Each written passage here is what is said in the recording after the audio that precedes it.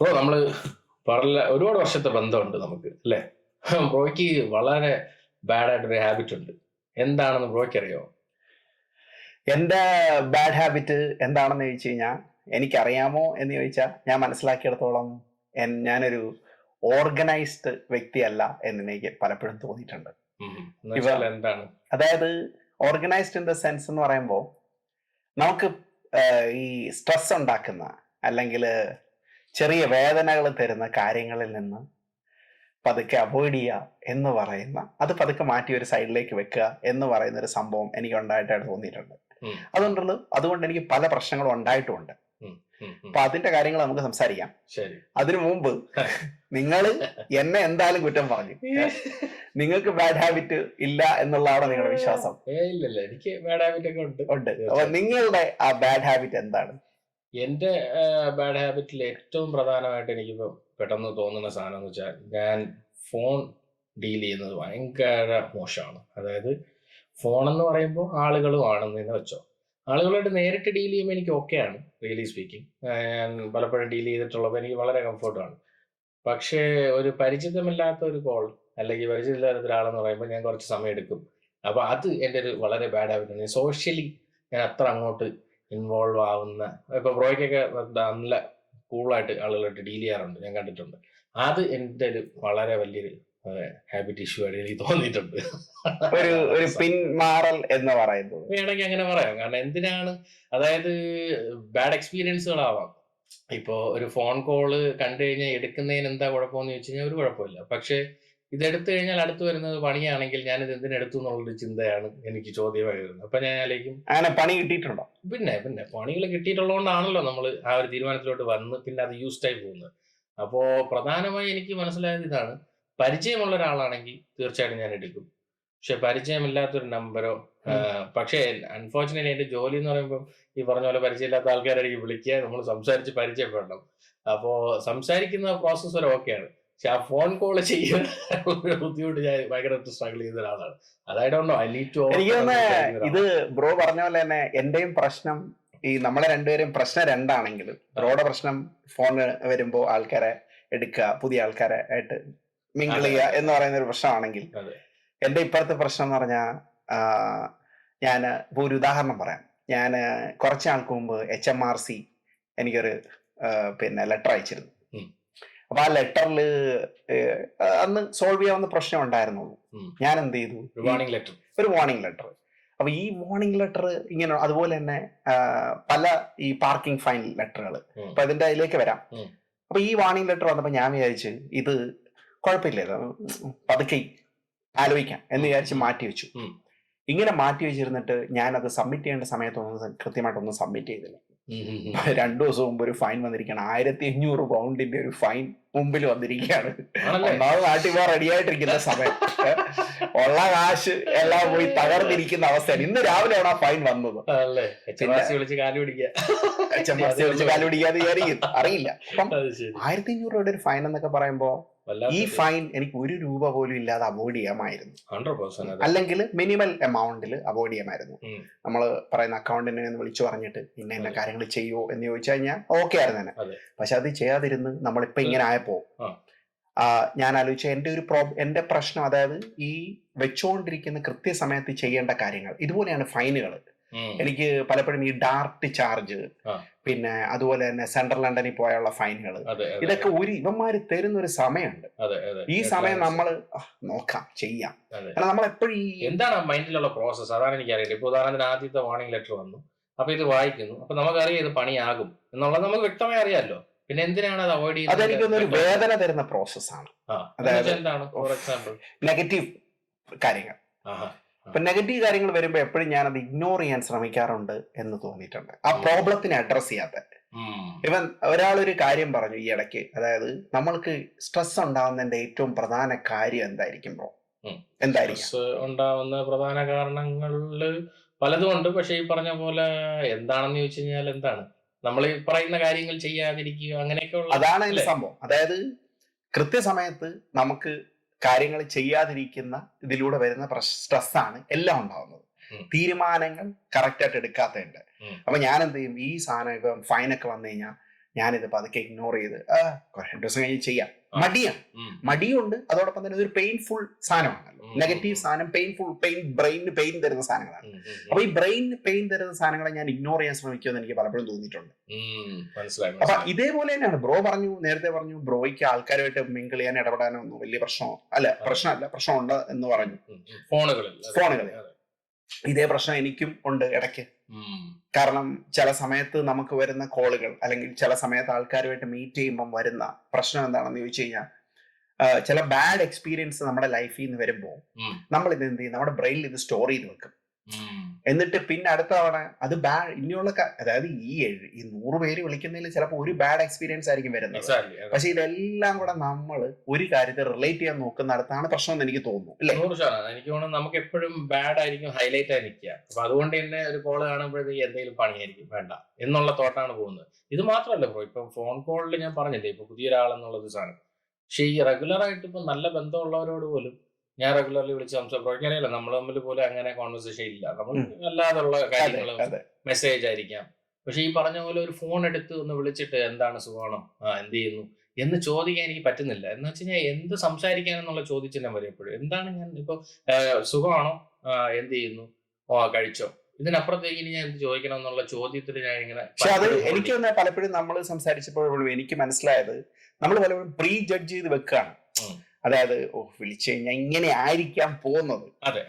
അപ്പം എന്റെ രീതിയിൽ എനിക്ക് മനസ്സിലായത്, ഞാനും ഈ പറയുന്ന ഇത് പൂർണ്ണമായി ഇത്ര ഇല്ലെങ്കിലും എനിക്കും ഈ പറയുന്ന പ്രശ്നങ്ങളുള്ള ആളാണ് സീരിയസ് ആയിട്ട്. കാരണം ഇവർ വിളിക്കുന്ന എന്തിനായിരിക്കും, അല്ലെ ഇവർ സംസാരിക്കുന്ന പ്രശ്നങ്ങൾക്കായിരിക്കുമോ നമുക്ക്, അതായത് അവരുമായിട്ടുള്ള പെയിൻഫുൾ കോൺവെർസേഷൻ എപ്പോഴും നമ്മൾ അവോയ്ഡ് ചെയ്യാൻ ശ്രമിക്കും. അതാണ് എനിക്ക് മനസ്സിലായത്. പക്ഷെ ഇത് നമ്മൾ മനസ്സിലാക്കേണ്ട ഒരു കാര്യം, നമ്മള് ഈ പ്രീ ജഡ്ജ് ചെയ്യാതിരിക്കുക എന്നുള്ളതാണ് ഏറ്റവും പ്രധാന കാര്യം. ഒന്നിനെയും ഒരു മുൻവിധി ഇല്ലാതെ ഇടപെടുക. അതായത് ഇപ്പൊ നിങ്ങൾ ആരെങ്കിലും വിളിക്കുന്നു, ജസ്റ്റ് ഫോൺ എടുക്കുക, അല്ലെങ്കിൽ ഉടനെ തന്നെ ഫോൺ എടുത്തിട്ട് എന്താണ് അതിന് മുമ്പേ ഉള്ള ചിന്തകൾ അവോയ്ഡ് ചെയ്യുക എന്നുള്ളതാണ് ഏറ്റവും പ്രധാന കാര്യമായിട്ട് എനിക്ക് തോന്നുന്നത്. അതിനേക്കാളും ഇമ്പോർട്ടന്റ് എന്താണെന്ന് അറിയാമോ, ശരിക്കും പറഞ്ഞു കഴിഞ്ഞാൽ എനിക്ക് നമ്മളിതൊരിക്കൽ ഡിസ്കസ് ചെയ്തു. അപ്പൊ അതായത് ഇതിലെ പ്രധാന ഇഷ്യൂ ഇതാണ്. അതായത് ഈ ഫോൺ എടുക്കുമ്പോൾ പണിയായിരിക്കും എന്ന് തന്നെ സങ്കല്പിക്കുക. നമ്മൾ പറഞ്ഞില്ലേ മുൻവിധിയോടെ എടുക്കണ്ട, അത് നമ്മൾ മുൻവിധി ഇല്ലാതെ എടുക്കുന്നു, പക്ഷെ പണിയാണ് വന്നത്. അപ്പൊ അവിടെ ഈ പണിക്ക് ഒരു നോ പറയാനുള്ള മടിയാണ് നമ്മളെ ഈ ഫോൺ എടുപ്പിക്കാനുള്ള ബുദ്ധിമുട്ട്. അതുണ്ടാവാം. അതാണ് ഏറ്റവും വലിയ സാധനം. കാരണം ഇത് നോ പറഞ്ഞു കഴിഞ്ഞാൽ ഏത് ഫോണും എടുക്കാം, പക്ഷെ ഈ നോ പറയാൻ ഭയങ്കര ബുദ്ധിമുട്ട്. കാരണം ആ ആളാരായിരിക്കാം നമുക്കറിയില്ല, ചിലപ്പോൾ വളരെ വേണ്ടപ്പെട്ട ആൾ, അവരൊക്കെ എങ്ങനെ നോ പറയണം. ഇതൊക്കെ അവോയ്ഡ് ചെയ്യാൻ ഇതങ്ങ് എടുക്കാതിരുന്നാൽ മതി, അല്ലെങ്കിൽ സംസാരിക്കാതിരുന്നാൽ മതി എന്നുള്ളത്. ഇതെല്ലാം എനിക്ക് തോന്നുന്നു ഒരു പെയിനിലേക്കാണ് വരുന്നത്. നമ്മൾ എപ്പോഴും ചെയ്യുന്ന മൈൻഡ് ചെയ്യുന്ന ഒരു കാര്യം, ബ്രെയിൻ ചെയ്യുന്ന ഒരു കാര്യം എന്ന് വെച്ചാൽ, എനിക്ക് മനസ്സിലായത് നമ്മൾ പെയിൻഫുൾ ആയിട്ടുള്ള കാര്യങ്ങളെ അവോയ്ഡ് ചെയ്യാൻ ശ്രമിക്കും. നമ്മൾ രണ്ടുപേരും രണ്ട് കാര്യങ്ങളാണ് ചെയ്യുന്നതെങ്കിലും എനിക്ക് തോന്നുന്നത് ഈ പ്രോസസ് ഏകദേശം ഒന്നാണ്. ബ്രെയിൻ എന്താ ചെയ്യുന്നത്, പെയിൻ തരുന്ന, നമുക്ക് കുഞ്ഞിലെ മുതലെയുള്ള, എക്സാക്ട്ലി എനിക്ക് നിങ്ങൾക്കൊക്കെ കുഞ്ഞിലെ മുതലേ ഉണ്ടായ പ്രശ്നങ്ങൾ, എനിക്ക് എന്റെ ലൈഫിൽ തിരഞ്ഞെടുത്ത് കഴിഞ്ഞാൽ എനിക്ക് കുറെ പണികൾ കിട്ടിയിട്ടുണ്ട്. കൂട്ടുകാരെടുത്താലും ഏറ്റവും ആത്മാർത്ഥമുള്ള ചെറിയ കാര്യങ്ങൾ മതി. കാരണം നമ്മൾ അത്ര ഇമോഷണൽ ആയിട്ട് ഇടപെടുന്നോണ്ടായിരിക്കും. അത് നമ്മൾ അന്ന് അങ്ങനെ ചിന്തിക്കുന്നതുകൊണ്ടാണ്. പക്ഷെ ഇന്നിപ്പോ ആലോചിക്കുമ്പോൾ ചിലപ്പം അത് നമ്മുടെ കയ്യിലെ മിസ്റ്റേക്ക് ആണ്. നമ്മൾ എന്തിനാ അത്രയും പ്രതീക്ഷ കൊടുത്തു എന്നുള്ള ഒരു ചോദ്യം ഉണ്ട്.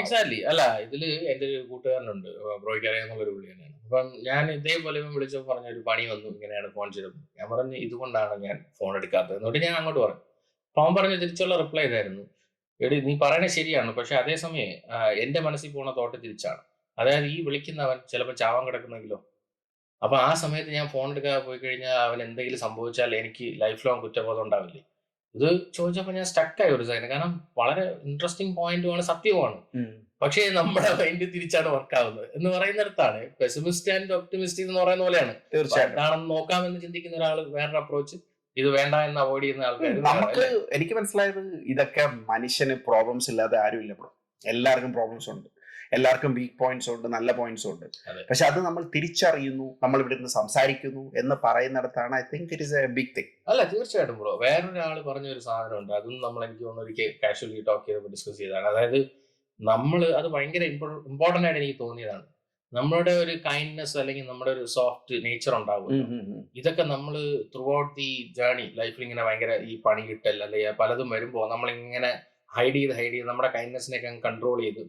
അപ്പോൾ അവർ പറഞ്ഞതെന്ന് പറഞ്ഞാൽ, ഒരാളെന്നെ പറ്റിച്ചാൽ സത്യം പറഞ്ഞാൽ അവനാണ് നഷ്ടം. കാരണം ഞാൻ എന്ന വ്യക്തി മാറേണ്ട ആവശ്യമുണ്ടോ അവന് വേണ്ടി എന്നുള്ളൊരു ചോദ്യം വളരെ പ്രസക്തമായിട്ട് മനസ്സിലായോ. അതായത് ആ ആള് പണി തന്നു, ശരിയാണ്.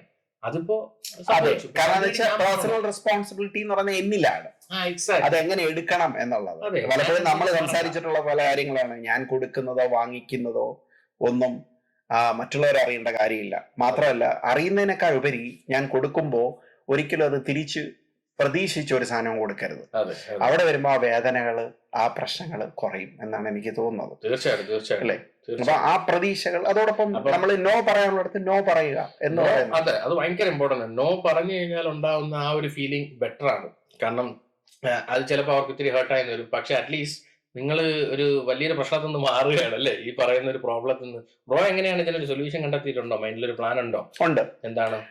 എന്റെ സൊല്യൂഷൻ എന്ന് പറയുന്നത് പ്രധാനമായിട്ടും നമ്മളിപ്പം ഞാൻ ഒരിക്കലും നമ്മളെപ്പോഴും പറയുന്നത്, ഞാൻ എപ്പോഴും നമ്മൾ എന്റെ വർഷങ്ങൾക്കുള്ള ജേർണിയിൽ നമ്മൾ ഓരോ ദിവസവും ഓരോ സാധനങ്ങൾ പുതുതായിട്ട് അതെ, പഠിച്ചുകൊണ്ടിരിക്കുകയാണ്. അതെ, ഉറപ്പായിട്ടും. ഇതില് ശരിയേത് തെറ്റേത് എന്ന് ഇന്നെപ്പോഴും നമുക്ക് Of course. പൂർണ്ണമായിട്ട് ഒരു കാര്യത്തിലും പറയാൻ പറ്റില്ല. അതെ, അപ്പം ഒരു കാര്യത്തിൽ ചിലപ്പോൾ നമ്മുടെ വിശ്വാസം ചിലപ്പോൾ നാളെ ഒരു കാലത്ത് അതെ, ഇതല്ല എന്ന് തിരുത്തൽ സയൻസ് വഴിയോ വേറെ എന്തെങ്കിലുമൊക്കെ വഴിയോ തിരുത്താൻ അതെ, വേണ്ടി അതെ, അതെ.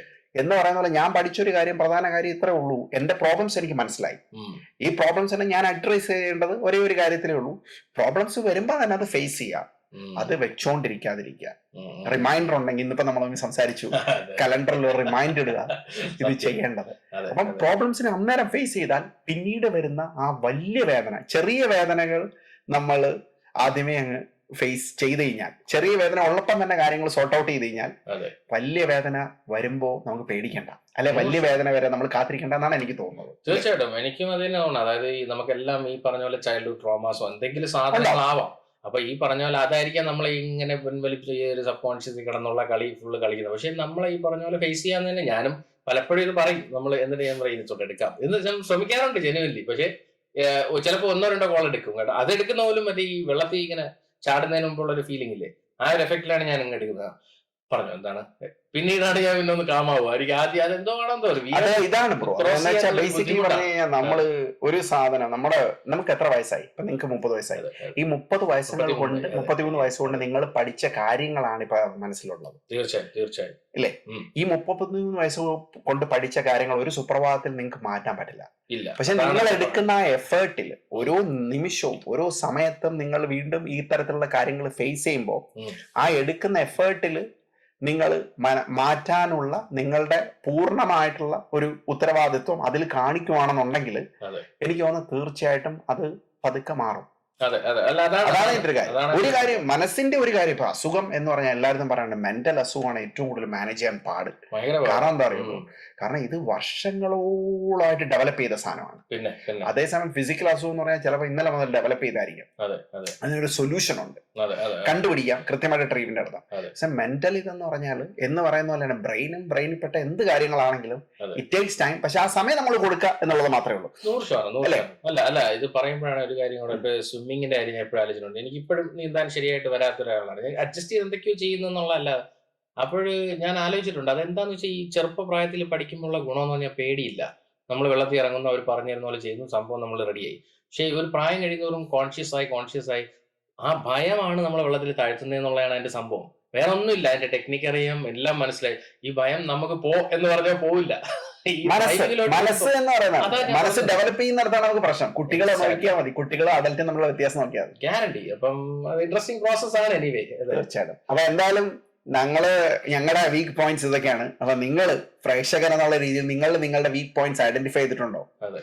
നമ്മളൊക്കെ ഇന്റർവ്യൂനൊക്കെ ചോദിച്ചു റിഫ്ലക്ഷൻ എന്നുള്ള സാധനമാണ്. നമുക്ക് എന്തെങ്കിലും കുഴപ്പങ്ങളുണ്ടോ എന്ന് ഇടയ്ക്കൊക്കെ ഒന്ന് ചിന്തിക്കുക. എക്സാക്ട്ലി, നമ്മൾ അതിനുവേണ്ടിയാണ് ഈ ഒരു വീഡിയോ ചെയ്തത്.